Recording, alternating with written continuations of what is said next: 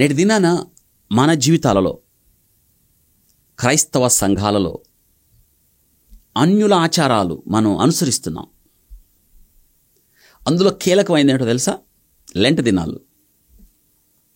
ఏంటి Lent? Lent దినాలు ఆచరించమని పరిశుద్ధ గ్రంథంలో ఉందా? లేదు కదా.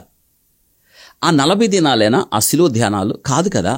అనుదిన జీవితంలో మనం సిలువను మోయవలసిన వారం అయి ఉన్నాం. 40 దినాలైనా భక్తి, ఆ 40 దినాలైనా ప్రభు జ్ఞాపకం, 40 దినాలైనా సిలువ కాదు. అనుదినం సిలువను మోసేవారిగా ఉండాలి. నేటి దినాన అలాంటి పద్ధతి వచ్చేసింది. ఈ 40 దినాలు భక్తి చేస్తే చాలు, 41వ దినం నుండి మనల్ని ఎవరు పట్టించుకోరా, మనల్ని ఎవరు చూడరా, మనం ఏం చేసిన చెల్లుబడి అవుద్దా? ఎలా అవుతుంది? అవదు. ఈ భక్తి 40 రోజులకే పరిమితం కాదు కదా. ఒకవేళ నువ్వు అలా పరిమితం అనుకుంటే నీవు అన్యుల ఆచారాల పద్ధతులు నీవు దిగుమతి చేసుకుంటున్నావు, నేర్చుకుంటున్నావు. వాళ్ళలాగా 40 రోజుల భక్తి కాదు ఇది. 40 రోజుల వ్రతం కాదు ఇది. 40 రోజుల దీక్ష కాదు ఇది. 40 రోజులు కొత్త బట్టలు వేసుకోకుండా ఉండేది కాదు.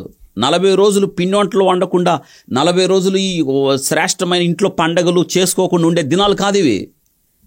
చాలామంది అంటూ ఉంటారు, ఏంటంటే లెంట్ దినాలు కాదు సార్, అందుకే అయిన తర్వాత గృహప్రవేశం చేస్తాం, ఈ లెంట్ దినాలు అయిన తర్వాత పెళ్లి సంబంధాలు మొదలు పెడతాం, ఈ లెంట్ దినాలు అయిన తర్వాత పెళ్లి చేసుకుంటాం అని ఉందా పరిశుద్ధ గ్రంథంలో?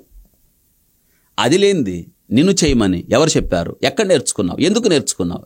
ఏం అవసరమై నేర్చుకున్నావు? చాలామంది అండి ఆదివారం ఆరాధనకు రారు, వచ్చే ఓపిక ఉండదు, అసలు రావాలని కూడా తెలియదు వాళ్ళకి. కానీ ఈ 40 దినాలు మాత్రం వెళ్ళకపోతే ఏమి నష్టపోతారోనని.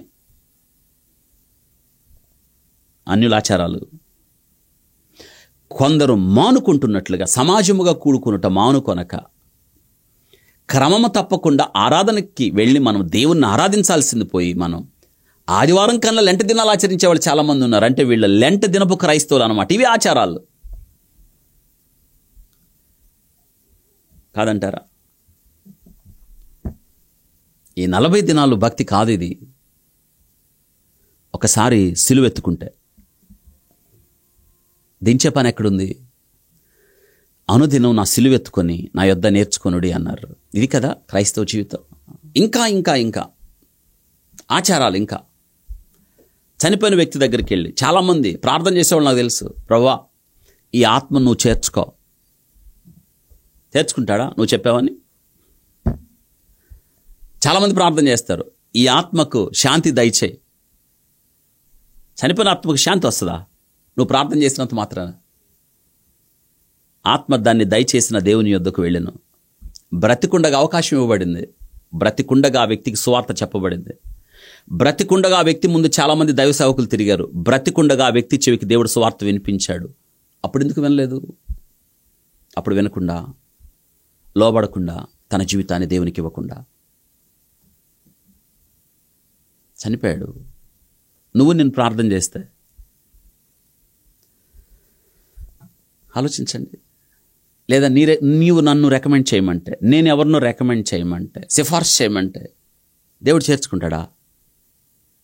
ఆ ఆత్మకు అసలు శాంతి చేకూరుద్దా? చాలామంది ఈ ప్రార్థనలు చేస్తారు. ఆచారాలు ఇవెంత. చనిపోయిన వ్యక్తి స్వర్గం చేరాలని లేదా ఇంకెక్కడికో చేరాలని ఆ చనిపోయిన వ్యక్తిని తగలబెట్టిన తర్వాత తీసుకెళ్ళి అక్కడెక్కడ కలుపుతారే, దానికి తిరిగి తేడా ఏముంది? ఆలోచించండి. లేవా క్రైస్తవత్వంలో ఈ ఆచారాలు? ఉన్నాయి.